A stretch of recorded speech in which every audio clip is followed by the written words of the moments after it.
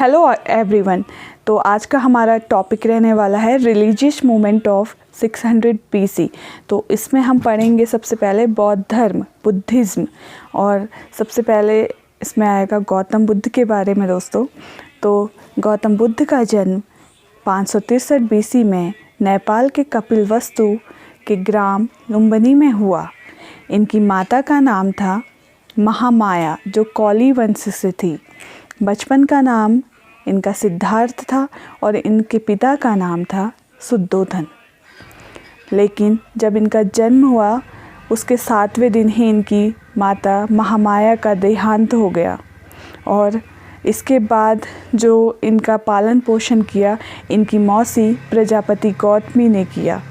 और धीरे धीरे ये बड़े होने लगे और 16 वर्ष की आयु में इनका जो विवाह था दोस्तों यशोधरा के साथ कर दिया गया, और यशोधरा से इनको एक पुत्र हुआ, उसका नाम था राहुल।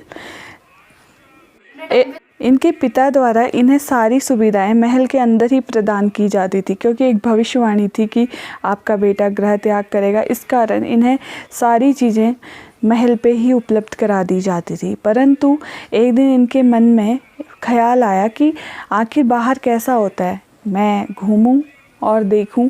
और ये अपने घोड़े को लेके अपने शहर घूमने निकल चले।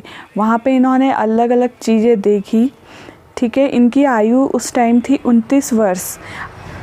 तो 29 वर्ष में इन्होंने जब कहीं किसी को मरते हुए देखा, कहीं शादी होते हुए देखा, कहीं कुछ होते हुए देखा, तो इनके मन में आया कि ये सब कुछ तो उस सब चीज़ों से अंदर बिल्कुल ही अलग है जो महल में हो रहा है।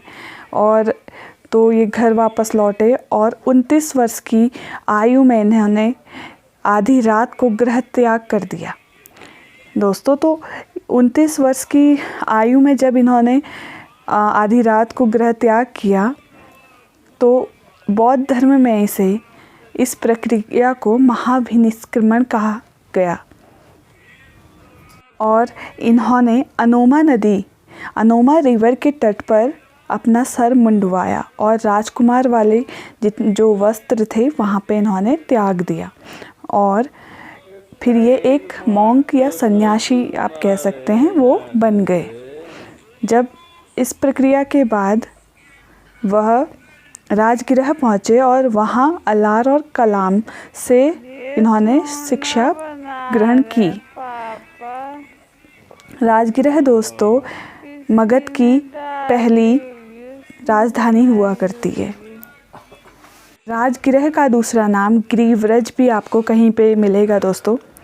फिर इसके बाद ये वैशाली में गए और वहाँ पे रुद्रक रामपुत्र जो इनके गुरु थे उनसे इन्होंने शिक्षा प्राप्त की। और गौतम बुद्ध के जो 2 पहले गुरु हुआ करते थे, अलार कलाम राजगृह में, और एक थे दोस्तों रुद्रक रामपुत्र वैशाली में। तो इन्होंने एक से योग दर्शन सीखा और दूसरे से सांख्य दर्शन सीखा। यहाँ पे ये सीखने के बाद वह गया की तरफ चल दिए, जो कि गया अभी वर्तमान बिहार में है। और बिहार पहुँचने के बाद इन्होंने यहाँ रुककर महाज्ञान प्राप्ति की सोचा। तो 1 वर्ष तक वहाँ पर तपस्या की। 1 वर्ष तक इनके साथ 1 वर्ष तक 5 ब्राह्मण और थे जिन्होंने 1 वर्ष तपस्या करने के बाद इनका साथ छोड़ दिया था। लेकिन सिद्धार्थ ने 6 वर्ष तपस्या पूरी की और इन्हें 6 साल तपस्या करने के बाद महाज्ञान की प्राप्ति हुई। एनलाइटमेंट भी कहा जाता है महाज्ञान को। और इन्होंने जो ये तपस्या की थी निरंजना नदी के किनारे की। जब तपस्या खत्म हुई और इन्होंने अपना अनशन तोड़ा तो वो सुजाता की गाय की दूध की खीर खाकर अनशन तोड़ा था। सुजाता कौन थी दोस्तों? एक गाय चराने वाली स्त्री थी जिनके हाथ से बना हुआ खीर खाकर इन्होंने अपना अनशन तोड़ा था। तो जो ये 6 वर्ष तक तपस्या करने के बाद जो महाज्ञान प्राप्ति इनको हुई, तो इसी घटना को बौद्ध धर्म में निर्वाण कहा गया। इसके बाद सिद्धार्थ को बुद्ध कहा जाने लगा। तब तक हम इन्हें सिद्धार्थ ही पुकारते हैं, इसके बाद इनको बुद्ध कहा जाने लगा। और बौद्ध धर्म में दोस्तों सिर्फ एक ही त्यौहार होता है, वो होता है वैशाख पूर्णिमा या बुद्ध पूर्णिमा। और इसमें प्रसाद के रूप में खीर खाई जाती है और खीर बनाई जाती है। और ये इसलिए क्योंकि जब इन्हें महाज्ञान प्राप्त हुआ तो इन्होंने खीर खा के अपना अनशन तोड़ा था। इसी कारण से बौद्ध धर्म में भी प्रसाद के रूप में आपको खीर देखने को मिलेगी। और एक ही यहाँ पे त्यौहार आपको देखने को मिलता है जिसे बोलते हैं वैशाख पूर्णिमा या बुद्ध पूर्णिमा। इसके पश्चात उन्होंने अपना प्रथम उपदेश सारनाथ मृगडावन में दिया था। ठीक है, इन प्रथम उपदेश है उसे कहा जाता है धर्म चक्र परिवर्तन। फिर इसके बाद इन्होंने एक बौद्ध संघ की स्थापना की, कह सकते हैं आप, जिसमें 20 सदस्य होते थे। कोरम ऑफ बौद्ध संघ भी कहा जाता है। इसमें मिनिमम एज होती थी 15 साल। और इस प्रक्रिया को, घर छोड़ने की प्रक्रिया को महाविनिष्क्रमण कहा जाता है।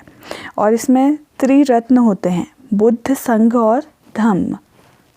और इन्होंने अपने जीवन में सर्वाधिक उपदेश श्रावस्ती, जो श्रावस्ती जगह है वहाँ पे दिए थे और पाली भाषा में दिए। और इनके जो प्रथम शिष्य हुए वो 2 शूद्र थे। एक का नाम था तपस्सु और दूसरे का नाम था भल्लुक, या भल्लुक को कहीं कहीं पे आपको कल्लिक नाम से भी देखा जाएगा, मिलेगा। भल्लुक का नाम कहीं पे कल्लिक भी आपको देखने को मिलेगा। और जो इनकी प्रथम महिला शिष्य थी दोस्तों, वो इनकी खुद की मौसी, जिन्होंने इन्हें पाल पोस के बड़ा किया था इनकी माँ के जाने के बाद, उनका नाम था प्रजापति गौतमी। तो प्रथम महिला शिष्य उनकी मौसी ही थी। इनके जो प्रधान शिष्य हुए दोस्तों वो हैं आनंद और उपाली, आनंद और उपाली। और इनके समकालिक जो शासक थे, इनके फॉलोअर्स थे बिंबिसार और अजातशत्रु। और इनका जो जीवन के अंतिम चरण थे वो ये पहुँचे कुशीनगर मल्ल महाजनपद में। और इनका अंतिम उपदेश भी वहीं पर दिया गया था। अंतिम उपदेश दिया सुपचंद और चुंद लाहौर में। इन्होंने उपदेश देने जब ये पहुँचे थे तो इन्होंने वहाँ पर सूअर का मांस खा लिया था दोस्तों, जिसके कारण इन्हें अतिसार रोग हो गया, डिसेंट्री इन्हें लग गई। और इसी कारण इनको 483 BC में इनकी मृत्यु हो गई। और इनकी जो मृत्यु की घटना को बौद्ध धर्म में कहा जाता है महापरिनिर्वाण कहा जाता है। और नदी के किनारे इनको हिरणावती नदी थी जहाँ पे ये सब कुछ हुआ था। और गौतम बुद्ध को ही एशिया का ज्योतिर्पुंज और शाक्य के कुल के मुनि या शाक्य मुनि कहा जाता है।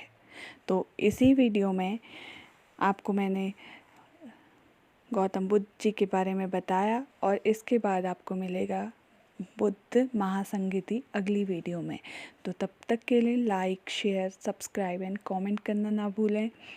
और वीडियो अच्छा लगे तो प्लीज़ दोबारा से हमारी वीडियो पे आप लोग आएँ और अपना प्यार दिखाएं। ये मेरे हैंड रिटन नोट्स हैं जो आपके आगामी परीक्षाओं में आपके काम आ सकते हैं। Thanks for watching.